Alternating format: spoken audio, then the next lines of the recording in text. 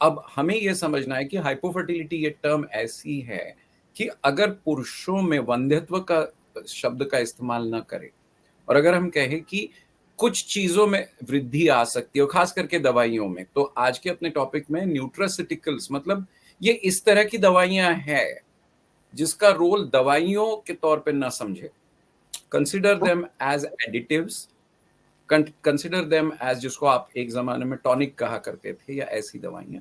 And more important, अगर वो देने से कोई इंप्रूवमेंट आ सकती जिससे फर्टिलिटी आसान हो जाती है, मतलब आप दोनों की। ये बात और हमें पूर्णिमा जी क्लियर करनी होगी कि ये इनफर्टिलिटी नाम की जो ट्रीटमेंट का जो फील्ड है, हम बड़ा दिलचस्प लगता है, इसलिए कि इनफर्टिलिटी एक ही विषय है जहां पे हम एक कपल को एक यूनिट समझ के देखते हैं। देखिए, आप और मेडिसिन की ब्रांचेस देखें, ऑर्थोपेडिक्स देखिए, जनरल मेडिसिन देखिए, जनरल सर्जरी, पेशेंट एक होता है। ये पहला फील्ड है जहां पे दो मिला के एक गुट बनता है। इसका साइकोलॉजिकल रैमिफिकेशन भी है। और पुरुषों में अक्सर हमने देखा है कि पहली इमीडिएट रिएक्शन जो होती है, अगर शादीशुदा है और बच्चा नहीं होता है, जैसा आपने कहा, ये स्टार्टिंग पॉइंट है, तो वहां से पुरुषों को अक्सर जो है वो पूछा नहीं जाता। ये अपनी सोसाइटी की जो है वो बदहालती कहेंगे, या मतलब देखने का एक नजरिया है। लेकिन उससे हटकर मैं ये चाहूंगा आप समझे कि तो पुरुष जो पेशेंट के तौर पे वहां है, क्या वो खुद को अपनी कोई टेस्ट करने लायक सही समझता है? नहीं, यहां से बात शुरू होनी चाहिए। Man need not consider himself any less responsible for pregnancy in a couple. Right, data seems to suggest that 50% of the times उन्हीं का रोल होता है, और हमें ये भूलना नहीं। बिल्कुल। So it's a combined effort, and तभी हम चाहते हैं कि आज हम इस टॉपिक को ज़रूर टच करें। बेशक हम आपको उतने इम्पोर्टेंट पॉइंटर्स ना समझा पाए, पर एटलीस्ट हम आपको सोचने पर मजबूर कर दें कि क्या सच में ऐसा है। Should we start with the slides? Can I also make one small comment now about hypofertility पे हमने कहा अभी। तो हाइपोफर्टिलिटी नाम की चीज अगर हम कहे कि भाई वो 2/3 है आपके इनफर्टिलिटी प्रॉब्लम से नीचे, मतलब एक, हम उसे पहाड़ कहेंगे, तो पहाड़ के नीचे का हिस्सा मोटा होगा। तो ये वाली अगर 2/3 प्रॉब्लम है हाइपोफर्टिलिटी, जिसके ऊपर मेल इनफर्टिलिटी बनती है, तो मजे की बात तो ये है कि ये 2/3 को हमें कुछ करना नहीं पड़ता, कोई दवाइयों ज्यादा देनी नहीं पड़ती, या इस इनफर्टिलिटी के चुंगल से आप निकल के बाहर जल्दी से आ सकते हो। This is the first take home message I want our couples to know, कि a male should be forthcoming to undergo tests and as well as treatment, because ये बहुत ग्रेटिफाइंग है, इससे आपको जल्दी से छुटकारा मिल जाएगा। So now with that I think we should go to the slides. Right, I think I'm putting it on slide share. Could you do that for me, या please? I'll do that. Okay. So yeah, these are the introductory slides. I believe you don't need to worry so much about the first few slides. This is more like a CV.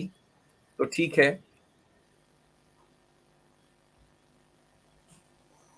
So I think what we need to look at this hypofertility in the male. अब हमें दो तीन चीजें मुझे highlight करनी है। Infertility नाम का शब्द जो है इस्तेमाल में, डिक्शनरी वो कहती है, या WHO का डेफिनेशन ये कि 1 साल शादी के पश्चात अगर आपने ट्राई किया और बच्चा नहीं हुआ तो आपको इनफर्टाइल करार दिया जाता है। द फनी थिंग इज, ये 1 साल कोई कोर्ट की डेट नहीं है।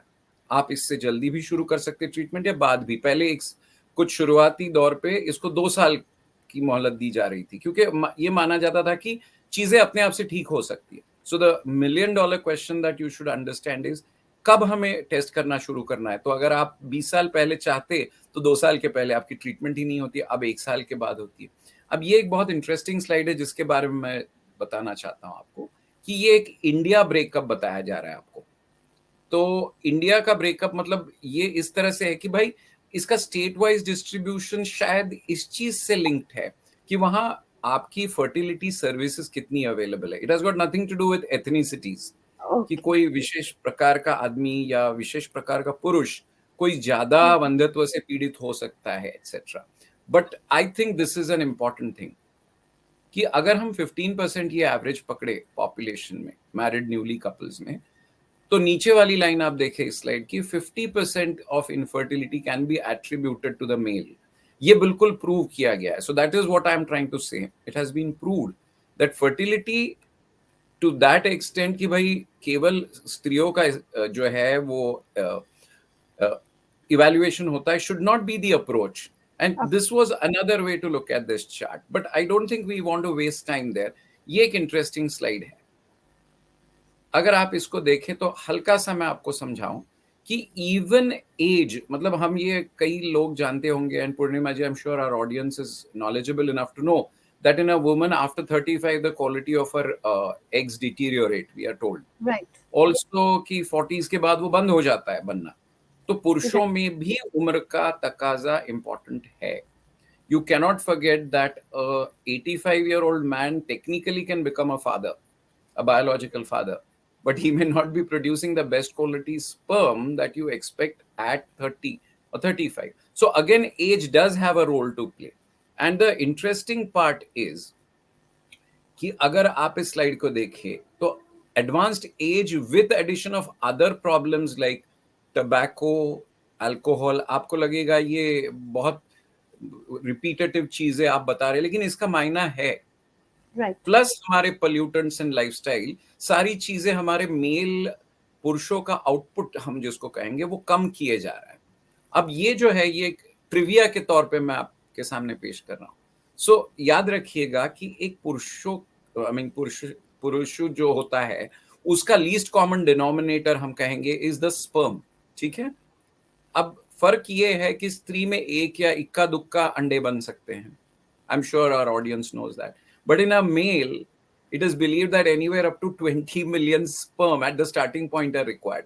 तो हमारी सारी गिनती मिलियन में होती है। तो जैसा कहते हैं ये करेंसी ही अलग है हमारे लिए पुरुषों के लिए कि आप मिलियन में हमसे बातें करें। तो right, स्पर्म काउंट भी जो होता है वो मिलियन में होता है, लोग अक्सर ये नहीं जानते।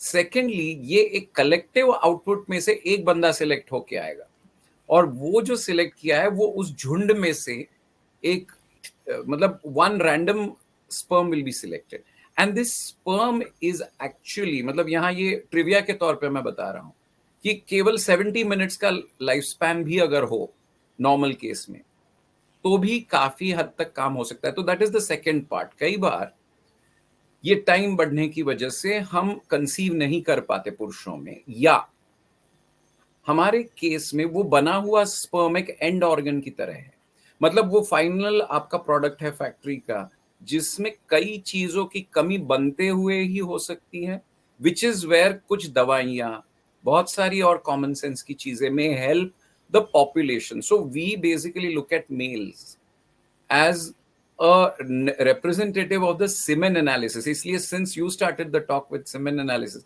मैंने कहा उसी पे हम चले जाएं। तो याद रखिएगा कि एक स्पर्मेटोजोआ, मतलब जो स्पर्म जो फाइनली बच्चा देने के लायक है, जो अंडे के साथ मिलन होकर यू प्रिपेयर एन एम्ब्रियो, तो उस स्पर्म या स्पर्मेटोजोआ जिसको हम कहेंगे वो एक बायोलॉजिकल फैक्ट्री का आउटपुट है। अब यहां हमें समझना है कि ये फैक्ट्री बहुत अच्छी तरह से प्रोटेक्ट की गई है, कुदरत ने, भगवान ने हमको ये बहुत अच्छी तरह से इसको प्रोटेक्ट करवाया और output is in huge excess. और उसकी प्रोटेक्शन का मतलब ये हुआ आपकी लाइफस्टाइल या और चीजें उसे अफेक्ट ना करे, इसलिए बहुत ज्यादा ऊपर वाले ने उसके ऊपर ध्यान दिया होगा। और उसके बावजूद हम जो है अगर सफर कर रहे हैं तो some changes need to be done. Now this is just to show you कि भाई दो हिस्से हैं हमारे, ये एक जस्ट पीस ऑफ इंफॉर्मेशन कि स्पर्म बनने वाली फैक्ट्री और उसके निकलने वाला पाथवे है। कहीं पे भी हम कॉमनली जो तीन चीजें देखते हैं वो जरूरी नहीं कि हमारी ये फैक्ट्री जो मैंने बताई इसमें कोई खामी हो सकता है कि आपके पाथवे में जो पीला आपको दिख रहा है स्लाइड में उसमें गड़बड़ी हो, इन्फेक्शंस हो, जो बहुत कॉमन देखते हैं हम। तो अक्सर मेल के इवैल्यूएशन में वो चीज अगर हम ढूंढ के निकाले उसको ठीक करें तो काउंट ही नहीं बल्कि वही दवाई अगर हम फीमेल पार्टनर को देते हैं तो वो दवाइयों की वजह से her tubes improve and we have had so many pregnancies to report. So the good news is that कि common sense से अगर आप चले तो आपका काम बन सकता है। तो ये राइट में आप स्लाइड जो देख रहे हैं वो हमारा लीस्ट कॉमन डिनोमिनेटर, जहां फैक्ट्री का जो है वो खिड़की से या झरोके से आप देख रही हैं कि जहां वो स्पर्म बनता है। पर ये प्रोसेस एक लंबी कॉम्प्लिकेटेड प्रोसेस है। तो मैं इस स्लाइड में बहुत ज्यादा न जाकर ये बताऊंगा कि इसके ऊपर का कंट्रोल, बहुत सारे ऐसे विटामिन्स, ऐसी चीजें, द्रव जिसको हम कहेंगे, हमारे बॉडी में बनती हैं, वो अगर चीज ऊपर वाले ने एज इट इज उसको प्रोटेक्ट करके रखा है, अगर आप दोबारा रिप्लेनिश कर सकते हैं तो the factor doesn't really play. So the good news for 2/3 of the mails who may have what is called as challenges in fertility can be sorted out by just common sense means. So this is my second take home message for all my friends who would be listening. And finally, आप अगर evaluation mail का केवल semen analysis के equivalent रखते हैं तो एक बहुत बड़ा पीस ऑफ एडवाइस, आपसे हाथ जोड़कर विनती, please don't interpret your own reports. Right. Even at the end of this much learning, if we are unable to tell you, it is a composite of a lot of things. So it wouldn't be fair to look at yourself and go through a psychological process, either saying कि मुझ में कोई खामी नहीं है या ज्यादा. Let an expert handle it for you. Let a person who knows it give you their inputs and whether really some help is needed or not. So do not fall into that trap of self-medication. And finally, ये एक slide मैं बताना चाहता हूँ, then I will ask you to ask me questions as we go along. तो हमारा sperm या जो स्पर्मेटोजोआ जिसका मैंने आपको नाम दिया, ये एक सीमेन सैंपल में मिलियंस में हमें दिखता है, पर ये जिस सेल से बना था उससे छोटा होकर, तो हम इसको मिनिचुअराइज्ड वर्जन कहते हैं. तो ध्यान में आए आपको इस बात की कि ये एक, जैसे आप समझिए एक सेल बड़ा था जिसका शेप कोई भद्दा सा था, बहुत सुडौल तरीके से बना हुआ एक एनाटॉमिकल प्रोडक्ट है जो मिलियंस में बनता है, पर इंडिविजुअल स्पर्म पे निर्भर है कि उससे बच्चा पैदा हो सकता है या नहीं. So the damage that occurs is to this end product sometimes because of a lot of these additives, pollutants, etc. So a sperm count is not representative of the damage to an individual sperm. I hope now you can understand what I'm trying to do. Right, understood. Please, now you can ask any questions if we have, or which you think will add to the knowledge, so I can then proceed with my slides. Okay, so should I remove these slides from the main screen or? I think so, because I think I have conveyed to my audience, and then I'd like to take those special questions, yeah, matlab relevant questions where we can suggest some remedies or even, Right. for that matter, ways out. Yeah, please do that. Right. As we discussed about each and every aspect, obviously हमने थोड़ी चीजें discuss की. But another very important factor, usually people says that why doctor recommends, suggest or prescribe antioxidants. It's a very common thing. लोगों को लगता है कि अगर डॉक्टर ने ही एंटीऑक्सीडेंट बताने थे हम खुद से खा लेते. और ऐसे क्या एंटीऑक्सीडेंट्स हैं जो हमारी सिचुएशन को ठीक कर देंगे. सो my first question is कि what exactly antioxidants do with us, or is it really helpful to take those antioxidants for a prescribed period of time? Okay. It's an important question and needs to be answered. पहले तो देखिए, आपकी हर cell की जो process होगी, activity हम कहेंगे उसको, हर तरह की एक्टिविटी आपका सेल जो करेगा वो एक ऑक्सीडेटिव प्रोसेस है, मतलब ऑक्सीजन का इस्तेमाल होगा उसमें. अब हम इसको फ्री रेडिकल्स कहते हैं. This is just a technical term for you to understand, but याद रखिएगा कि हमारे बॉडी में ऐसी कई एक्टिविटीज है जिसके लिए ऑक्सीडेशन ये जरूरी है, ऑक्सीजन का इस्तेमाल करना. अब ये जब लिमिट के बाहर हो जाती है तो इसे ऑक्सीडेटिव स्ट्रेस कहा जाता है. तो हाइपोफर्टिलिटी में ये माना जाता है कि पुरुषों का काउंट, या जो फैक्ट्री बना रही है जिस स्पर्म को, वो फैक्ट्री बनते हुए ऑक्सीडेटिव स्ट्रेस हुआ है. मतलब ऐसी कई चीजें उसमें ऐड हुई. जैसे हम एक धुआं भरी रूम में अगर बैठे तो सांस ठीक से नहीं ले पाएंगे, हमारे लंग्स फेफड़े सही है लेकिन वो काम सही नहीं कर रही. तो antioxidants are the kind of substance, हमारा बॉडी खुद बनाता है एंटीऑक्सीडेंट्स बहुत सारे, to destroy any side effects of this oxidative stress. Oxidative stress तब हुआ है जब आपकी रिएक्शन हद के बाहर हो रही है, या ऑक्सीडेटिव स्ट्रेस का मतलब कि भाई आपकी रिएक्शंस आउट ऑफ हैंड थी, आउट ऑफ कंट्रोल थी. अब ये जब आपकी प्रोसेस हेल्प करनी है हमें, तो इट इज लाइक प्रोवाइडिंग, बाहर से खुराक दिया गया है. अब इसको कितना और कब देना है, इससे ज्यादा इंपॉर्टेंट ये है, कहीं शुरुआती स्लाइड में आपने देखा होगा 60 to 90 days are required for a sperm to pass through its lifespan. Right. So anywhere 60 days would be 2 months, 90 days would be 3 months. So अगर आप कोई एंटीऑक्सीडेंट लेते हैं उसको सही मात्रा में, because there are many drugs which are mixed in a particular proportion which are known to give the best impact. Now as we will go along, यही टॉपिक है. तो न्यूट्रासिटिकल्स का मतलब ये हुआ कि 2-4 का कॉम्बिनेशन, 10 का कॉम्बिनेशन, 11 का कॉम्बिनेशन एटसेट्रा. अब ये कॉम्बिनेशन चेक किए गए हैं and we find a certain combination to work in a certain set of patients. But again there are broad frameworks which suggest कि ये दवाइयां लेनी या नहीं लेनी. So it is not based on whims and fancies. उनका benefit दिखाया गया. But the good or bad news is unless you combine it together, you are not going to get the best benefit. जैसे antioxidants को ही आपको 2-3 नहीं बल्कि वो एक सेट, इसलिए आपने जो सवाल पूछा, ईच एंटीऑक्सीडेंट की मात्रा फिक्स करके बंदे को कितना देना चाहिए, कैसे वो इफेक्टिव होगा, इस पर जब बहस होती है उसके बाद में आप जरूर ले सकते हैं. तो ये बात नहीं है कि आप सेल्फ मेडिकेशन करोगे तो कोई गलत है, पर उसका जो बेनिफिट आप at the end of 2 months या 3 months लेना चाहते हैं उसकी इवैल्यूएशन प्रोसेस सही होनी चाहिए. सेकेंडली आपका एंड पॉइंट में भी different from the doctors and point. मेरे लिए अगर किसी बंदे का काउंट 1 या 2 मिलियन अगर अच्छे क्वालिटी का ग्रेड 3 के स्पर्म मिल गए with assisted reproduction with IVF ICSI, I can give them a baby. Your endpoint may be 30 million जो शायद नहीं हो पाएगा. So again that is where the medical process comes into play.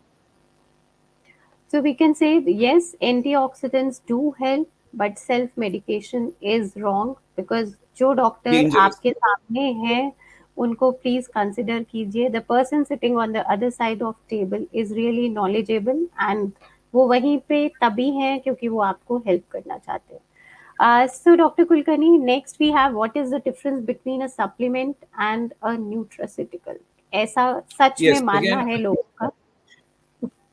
Yes, a very good question actually. Technical question. Supplement is something where if you go to the gymnasium and you want to build up muscles, so you add something which was lacking. It is very similar to look at nutraceutical. The only difference here is the nutraceutical is a substance which has first been isolated, unlike a supplement, which has been shown independently to work. And then you combine it with 4 or 5 different ones to get what is called as the net benefit. And now this is for a core area. Now this is for a core function. That means आप केवल testis या उसके output या हम जिसको अंडकोश कहेंगे उसके output को इंप्रूव करने के लिए दे रहे. Supplement can be for the whole body, supplement can be not. तो ये वाला स्पेसिफिक है. तो न्यूट्रासिटिकल इज अनदर टर्मिनोलॉजी. मतलब हम बाल की खाल उतार सकते हैं ये देखिए कि बहुत सिमिलर है तो भाई इसको अलग क्यों है. तो अलग इसलिए है कि it is got a specific job to do. It has to improve a specific organ का function to be able to give the output that you want. Right. So we can say that yes, supplements are important for your body, or we can say your reproductive system as a whole. You really need some special kind of medications. Another way is it's a specialist. It's like, you know, ये general जो होता है, supplements is a general term जिसके under nutraceutical आएगा. Nutraceutical is specific. Right. So next thing is आजकल बहुत focus है हमारा DNA फ्रेगमेंटेशन के ऊपर. The simple person can ask you कि सर मेरा DFI ऐसा क्यों है, ये परसेंटेज ज़्यादा या कम क्यों है. अंदर से चाहे उसको इतनी नॉलेज ना हो बट उसका फोकस रहता है कि मैं पता तो करूँ ये है क्या. So we really want you to please share informative tips with the viewers ताकि उनको लगे कि हाँ ये एक साइंटिफिक वे में सच में इसको जानने समझने की जरूरत है. So you must understand at the beginning हमने बातें की थी कि भाई semen analysis is not the right way to evaluate, या साल ब साल इतने सालों से वो जो एक चीज होती जा रही थी उसी को हम इस्तेमाल किए जा रहे हैं. तो इट इज लाइक आपका सोना कितना खरा है जानने की जो आप टेस्ट करती हो, वो अगर आपकी टेस्ट आप करें और उसमें ये बताएं कि कैरेट्स कितने हैं तो इनडायरेक्टली आप सोने के बारे में सारी जानकारी पा लेते हो. Now with DFI, or we are looking at fragmentation कितना है, what we are looking at is the ultrastructure of a sperm. मतलब ये एक फाइनल लीस्ट कॉमन डिनोमिनेटर की टेस्ट हो रही है आपकी. इसमें आप ये चेक किए जा रहे हो कि whether a particular sperm has undergone damage to its core, the DNA.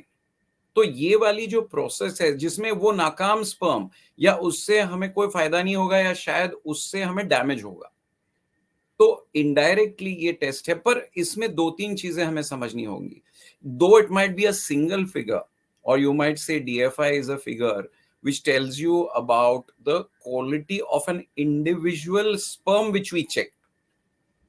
It does not represent all the sperm or the one which we use for, let us say, a procedure जिनका count बहुत poor है. Secondly, it indirectly is not a preventive test, it's a therapeutic test. मतलब भाई जिनमें कोई खामी हो उन्हीं में DFI किया जाता है. और वो खामी की इंप्रूवमेंट जब हम देखते हैं तो रिमेंबर हम पूरे पॉपुलेशन में से एक स्पर्म जो मिलियंस में पड़े हुए उसमें से एक स्पर्म को चेक करते हैं. अच्छा, वो DFI करने के लिए हम 10, 20, 50, 100 स्पर्म को चेक करेंगे, एक नंबर देंगे आपको.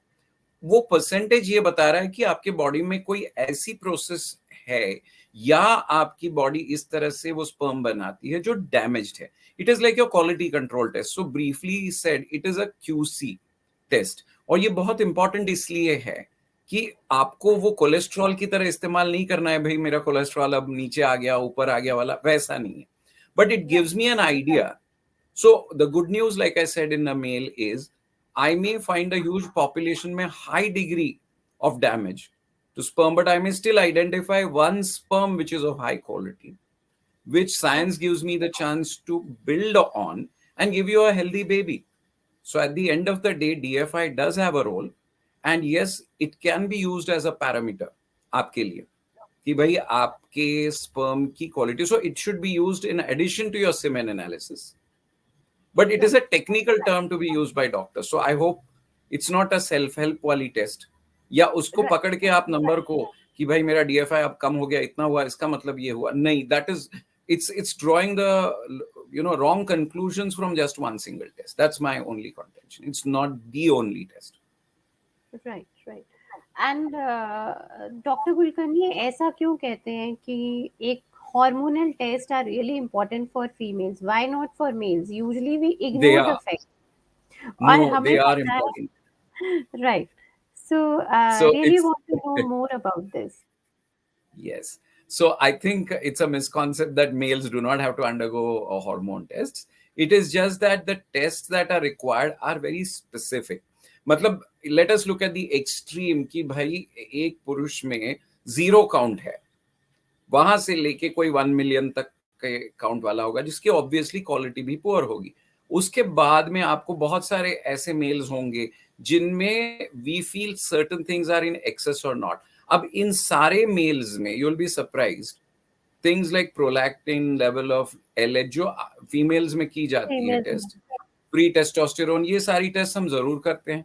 तो इसका मतलब ये नहीं कि वो टेस्ट नहीं होती, पर हुआ ये है कि there is undue attention given to a semen analysis. So everybody finally thinks that everything comes from a semen analysis and they get fixated to these numbers. So I feel, yes, there are a lot of hormone tests that we do.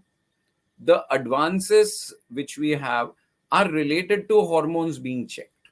मतलब जो mail हाइपोफर्टिलिटी या infertility के patients है उनमें hormone की test बाकायदा होती है और उनको सप्लीमेंट करने की दवाई, हाँ, इतने तक नहीं होती जितने फीमेल में होती है. That I do agree. So doctor Kulkarni, जैसे कि हार्मोन्स के बारे में हमने बात की, एंड फीमेल्स के लिए हमें पता है कि हम डे 2 पे जाएंगे, सारे टेस्ट हो जाएंगे. मेल्स के लिए हार्मोनल टेस्ट इम्पोर्टेंट है, we do know. But usually बस एक ही हार्मोन पे हम फोकस करते हैं, दैट इज टेस्टोस्टेरोन.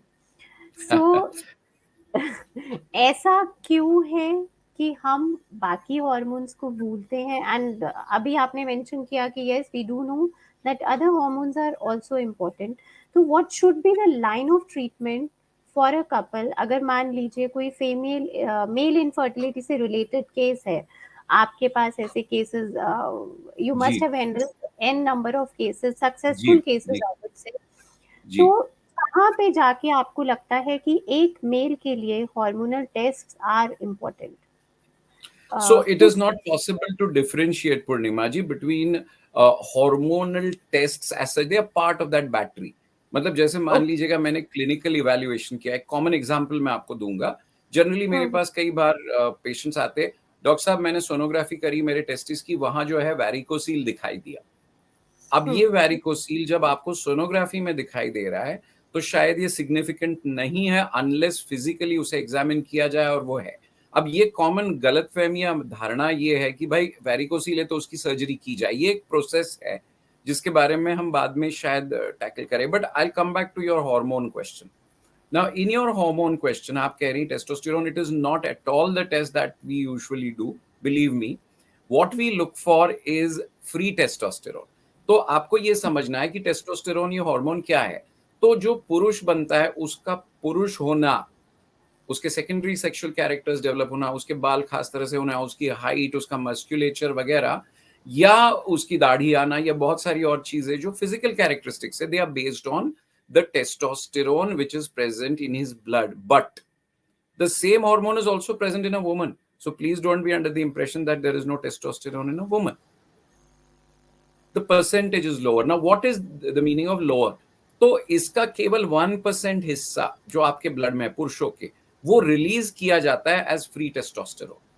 अब बात जो आपने कही टेस्टोस्टेरोन की, कई पुरुषों में ये होता है कि टेस्टोस्टेरोन लेवल नॉर्मल होती है लेकिन फ्री टेस्टोस्टेरोन कम होता है, जो एक्टिव है, जिसको हम कहेंगे इफेक्टिव है। It is like your army जो गश्त लगा रही है। आपके ओके। मोहल्ले में 2 बंदे दिखेंगे आपको जो वहां हुँ, पड़े हुए हैं। लेकिन हमें ये समझना है कि फ्री टेस्टोस्टेरोन अगर कम हुआ है तो वो सप्लीमेंट देकर हमारी टेस्टिस का फंक्शन इंप्रूव करने में फायदा हो सकता है। So this is as far as your testosterone वाली वैल्यू की बात है। Now the second part, free testosterone is surprisingly found higher in women. Someday Purnima ji will talk about okay, polycystic ovary, जिस पे बहुत सारी बातें होती है, जिसको हम मेटाबॉलिक सिंड्रोम कहते हैं। वहाँ राइट, ये चीज ज्यादा है, ये चीज बल्कि ज्यादा होती है, और उसको ठीक करने में कोई कई दवाइयां हम देते हैं जिससे राइट, फीमेल में वो टेस्टोस्टेरोन लेवल जो फ्री की मैं बात कर रहा हूं, वो कम किया जाए। तो पुरुषों में अगर वो कम हुई है तो क्या होगा टिपिकली, शायद फैक्ट्री का आउटपुट कम होगा। अब ये जो है आपकी फैक्ट्री बनने का जो समय है, ये एडोलेसेंट पीरियड का है पुरुषों में। सो एट बिटवीन लेट अस से 12-13 ईयर्स टू अबाउट 15-16 ईयर्स तक ही ये एकदम सर्ज करता है या ऊंचा चला जाता है, बाद में एक सतह पे मेंटेन हो जाता है। So your free testosterone levels generally don't fluctuate, and we really don't need to look at that as an active parameter. But yes, I agree with you that certain supplements may be given, but this is a dangerous area. बिल्कुल हमें और चीज एक ध्यान रखनी है कि ये टेस्टोस्टेरोन सप्लीमेंट्स अगर कोई जिम में जाके लेता है to develop their muscles, they are extremely dangerous. We have right, situation जिसमें वो एडिटिव्स, प्रोटीन लिया जाता है, प्रोटीन सप्लीमेंट्स दिए जाते हैं जिसमें ये एडिटिव दिए जाते हैं ताकि आपका मसल मास बिल्डअप हो, या एथलीट्स होते हैं इनमें, बल्कि it is a band substance in the Olympics. So it right, not only causes bodily damage but enhances your muscular performance, but it damages your reproductive function. तो please be right, careful about looking at testosterone per se. right. And as just Dr. Kulkarni mentioned that exercise, gymming, जब आप gym जा रहे हैं, you could be using these whey protein, Inadvertently. big boxes, big bottles. So please avoid those things. If particularly if you are in this fertility journey, then you need to avoid these things. Dr. Kulkarni, you just mentioned about varicocele. So we have Ji. many queries related to this. First, Yes. that how to grade this, and it is really necessary that every varicocele needs a surgery. So excellent question and thank you for bringing the thing to the notice of my audience. देखिए ऐसा है कि पुरुषों में ये देखा गया है कि जो वीनस सप्लाई ड्रेनेज होता है आपका, मतलब आप ये तो जानते हैं कि कोई भी ऑर्गन जो कोर फंक्शन कर रहा है उसको एक ब्लड सप्लाई का आना, मतलब फ्रेश ब्लड आना जरूरी है, वहां से वापस ले जाना जो है वो जरूरी है। अब हमारी टेस्टिस जो है उसमें हम इसको कहते हैं कि आर्टीरियल फ्लो आपके बहुत तेजी से आ सकता है with lot of pressure because the heart is pumping blood. जो वहां से लेकर जाता है ब्लड, वो प्रोसेस बहुत लो प्रेशर वाली होती है। लो प्रेशर मतलब आपको ये समझना है 120/80 आपके हार्ट में अगर प्रेशर है मिलीमीटर्स ऑफ मर्क्यूरी, तो भाई कुछ कम कम होते हुए वो एंड ऑर्गन तक आपके पहुंचेगा। अनफॉर्चुनेटली वीनस सिस्टम में केवल -1 या 1 मिलीमीटर ऑफ मर्क्यूरी का डिफरेंस होता है, तो वहां से बाय नेगेटिव प्रेशर ये पूरा ब्लड खींचा हाँ, जाता है ऊपर हृदय की तरफ। अब इसमें ओके, हमारे ऊपर वाले ने जो हमको बनाया है उसमें वीनस एक बहुत बड़ा जाल सा बनाया है टेस्टिस में, जहां से ब्लड हुँ, वापस खींचा जाना चाहिए। अब कईयों में आपने देखा होगा वैरिकोज वेन्स हम कहते हैं, पैरों की दिखती है वो बड़ी धमनियों की तरह। अब राइट, राइट, यही चीजें अगर पुरुषों में टेस्टिस में फूली हुई होती है तो जाहिर सी बात है कि वो सर्कुलेशन सही नहीं हो रहा है। वी कॉल इट स्लजिंग, मतलब वो ब्लड वहीं का वहीं पड़ा रहता है। अब ओके, जिन बंदों में वो दिखता है या वो ब्लड सप्लाई होता मतलब पॉजिटिव आ गया, आपका नेगेटिव जो हार्ट की तरफ जा रहा है वो बहुत स्लोली जा रहा है। अगर ये चीज हो रही तो वो फूली हुई दिखेंगी आपको। ऐसा माना जाता है कि हम पहले शायद बंदर हमारे वंशज थे, तो हम वो 4 पैरों पे चल रहे थे तो उनको वैरिकोसील नहीं था। हम जो अपने 2 पैरों पे खड़े हो गए, तो भाई हुँ, प्रेशर जो अर्थ का होगा उससे शायद ये हुआ होगा। लेकिन मोटा-मोटा हमें ये समझना है कि सम मेल्स में have it. So let me put it to you in simple terms, some males में हैव वैरिकोसील्स, व्हिच मीन्स एक वो वेन्स दिख रही है। अब सेकंड सवाल, कई भाइयों में ये वैरिकोसील होते हुए भी उनको फर्टिलिटी है। This study has been proved in as a matter of fact, more males were found to have varicocele who had babies of their own, biological children, as opposed to okay, ones, as hmm, opposed hmm, to the ones who did not have. But इसका मतलब ये नहीं हुआ कि varicocele को ignore करना है। तो इग्नोर, वैरिकोसील का मतलब ये नहीं हुआ तुरंत सर्जरी कर लो, पहली बात। सेकंड, अगर आप वैरिकोसील को डायग्नोज करते हो तो ये सोनोग्राफी से नहीं डायग्नोज होना चाहिए। Your clinical doctor should examine you physically, और उसकी हुँ, फिर ग्रेड्स होती है 1 2 3 and 4। So 1 is called minimal, जो हाथ को लगता नहीं है डॉक्टर के when he examines you. 2 would be which is visible और पाल्पेबल। अब ये दो जो कैटेगरी है इसमें शायद आपको सर्जरी की जरूरत नहीं है। यहाँ न्यूट्रास्यूटिकल्स इटसेल्फ का रोल हो सकता है, या आपका output of sperm may be still good enough for you not to get affected. As you age शायद उसकी जरूरत लगने की गुंजाइश बढ़ जाएगी, पर ये ओके, जरूरी नहीं कि आपको सर्जरी करने की जरूरत है। ये बात समझना बहुत जरूरी है। थर्ड थिंग, हमने जो देखा है जिनकी सर्जरीज करने की जरूरत होती है वो लेफ्ट में ज्यादा कॉमन होता है, राइट में लेस कॉमन होता है। इसका कारण अभी तक ओके, पता नहीं चला है, left varicocele compare to right. And कईयों राइट, में बायलैटरल दोनों तरफ हो सकता है। तो बायलैटरल ओके, दोनों तरफ अगर हो तो उसको ज्यादा ध्यान देना चाहिए, बिकॉज ऑब्वियसली एक फैक्ट्री का हिस्सा जो है वो कॉम्पेंसेट कर रहा था दूसरे की तरफ से। तो कईयों बिल्कुल, में ये मानना है कि केवल वैरिकोसील है, और अगर दोनों तरफ का है तो शायद ग्रेड 2 भी हो, तो भाई उसकी सर्जरी का सोचना चाहिए। This is number 2। Number 3, the surgery is very simple and it can be done by various ways. Again, ये सर्जरी करने के पश्चात जनरली काउंट में इंप्रूवमेंट देखी गई है। Not just count, but quality of the semen, count, okay, quality of the sperm. But you must remember, unless you're giving nutraceuticals or drugs along with this, which are going to improve the environment inside, you're not going to get the expected results. Right, And the understood, final piece of news is that varicoceles are a very easily correctable thing. So I can only share this with you. We have many patients who have an active, say, cricketing career or a sports career, who are involved with using the muscles of their abdomen and who have varicoceles, who required to be off the field, as they say, for just about 2 to 3 weeks. After the surgery, they could get back to training. So it is not something that the surgery is considered very difficult to do, but it has to be done by a technical expert, if at all. Right, And as I said, a lot of varicoceles may not require you to operate on them.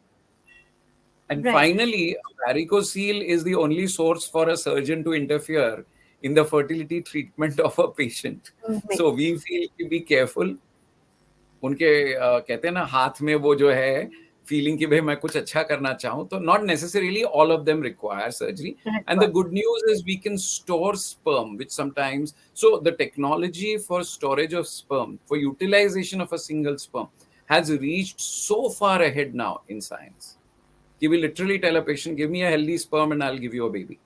मतलब ये बात कहाँ तक सच है हम नहीं जानते, लेकिन आज की दुनिया में ये पॉसिबल है. Lot of patients come to us for cancer के irradiation treatment होती है. We've recently had a case where they had gone for irradiation, they had stored their sperm before they underwent radiation.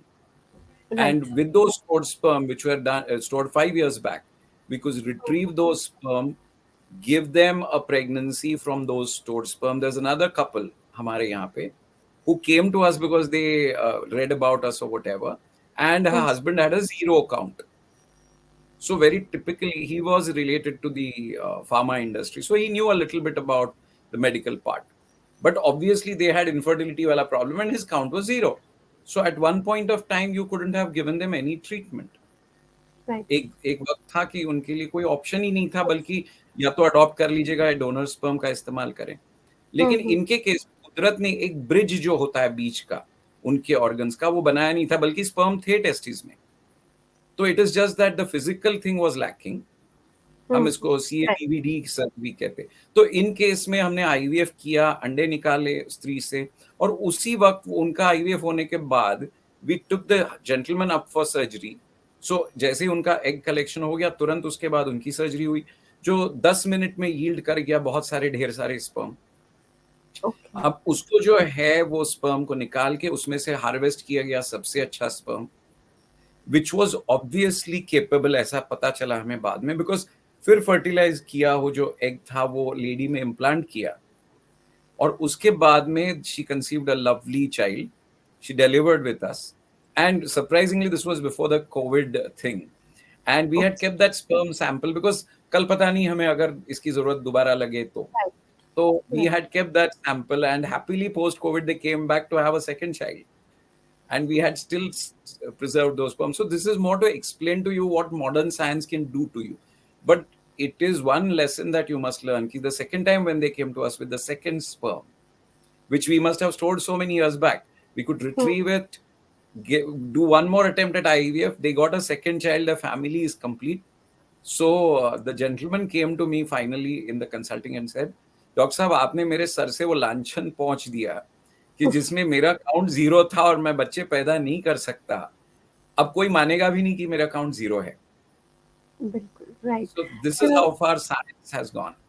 बिल्कुल, and this is really important to know कि 0 count का मतलब ऐसा नहीं है कि आपकी जो पेरेंटहुड की जर्नी है उस पे भी 0 लग गया है. इट्स यूजुअली अ मिथ, बहुत बड़ा मिथ है. 0 count means you can not do. आपके नाम के आगे कोई ट्रीटमेंट नहीं लग सकता, आपका कोई प्रिस्क्रिप्शन नहीं बन सकता. It's not so. And doctor Kulkarni, even अगर हम जर्नलाइज्ड वे में बात करें तो we usually talk about egg freezing. Sperm freezing तो शायद कहीं आता भी नहीं है कॉमनली. जब हम बात करते हैं फ्रीजिंग टॉपिक टच करते हैं तो बल्कि आपको मैं ये बता दूं Purnima ji, egg freezing came after sperm freezing. So sperm freezing is been practice for a very long time, and हमें थैंक यू बोलना चाहिए हमारी वेटरनरी इंडस्ट्री को कि मतलब veterinary science is so advance कि वहां बिलियंस, और बल्कि ये जो काउंट हम कहते हैं मेल्स का वो कुछ नहीं है, वो वेटरनरी इंडस्ट्री में ये इतने अच्छी तरह से स्टडी किया गया है to get, if you understand, वो ब्रीडिंग जो होता है उनके एनिमल्स का. तो ये पूरा साइंस ऑलरेडी वहां पहुंच चुका था, हमें केवल उसके लिए, ह्यूमन बीइंग्स के लिए उसको सही इस्तेमाल करना था. Now with regard to egg freezing and sperm freezing, the basic difference is egg freezing is much more difficult. You may lose eggs, but sperm में इतना ज्यादा प्रॉब्लम नहीं आता. So the good news, as I said, is one of the fallouts. This is a story I'm sharing with you कि Canadian army में जो कॉन्स्क्रिप्ट्स थे, जब वो कुवैत की वॉर चली थी, तो they had sent people over. तो वहां के गवर्नमेंट ने एक रूल बनाया था, कैनेडियन गवर्नमेंट ने, कि भाई आपके हम स्पर्म स्टोर करके रखेंगे, आप चले जाइए, वो मुफ्त में होगा, हम गवर्नमेंट की तरफ से ये सर्विस दे रहे हैं आपको. तो after the war if you came back and you are alive, then we will charge you for that thing. The government will pay for it, of course, for the storage. But if you don't, it is the kind of gift where your wife can have children from you. तो मतलब ये process बहुत institutionalized, it has been properly studied, and we do get excellent results. Now the reason I'm saying this is sperm storage is something which is routinely done. in our setup. The body that controls this is the ICMR, Indian Council of Medical Research. I'm sure you know of that since COVID. So वो हमारा center ICMR recognizes. So there are certain guidelines. So you can't do it randomly. But as you said, for fertility, sperm freezing is a very well accepted methodology. We do use it, and lots of males have benefited from it. Like, we call these as overseas babies. So I can share this with you. We had a couple jisme, everybody's empowered very well. So the woman was in New York, and she was an executive. So she flew in here to want to have a baby, and she was promptly going through her process of hormones देकर उनके eggs बढ़ाना. And बाद में जो है, the gentleman was in Japan an executive, तो वो भी हमारा इंडियन ही था बंदा. So he had to fly from this end to Mumbai, and they were flying in from the other end. और the wife had undergone the procedure, the husband was held up because of something. So आज आऊंगा, कल आऊंगा चल रहा था. Finally, just 2 days before her egg collection, we were able to store the sperm. तो वो जो था, ये बच्चा जो बना, और बंदा वापस चला गया Japan because he didn't have too much leave. So it was like touch and go, and eventually they conceived. So we had only one question to them: भाई, ये बच्चे की nationality क्या गिननी चाहिए हमें? Japanese होनी चाहिए, American? But this is the advantage of modern science, and it's not very costly. So another thing that one would be worried about is the costs are not prohibitive. The technology is very much available.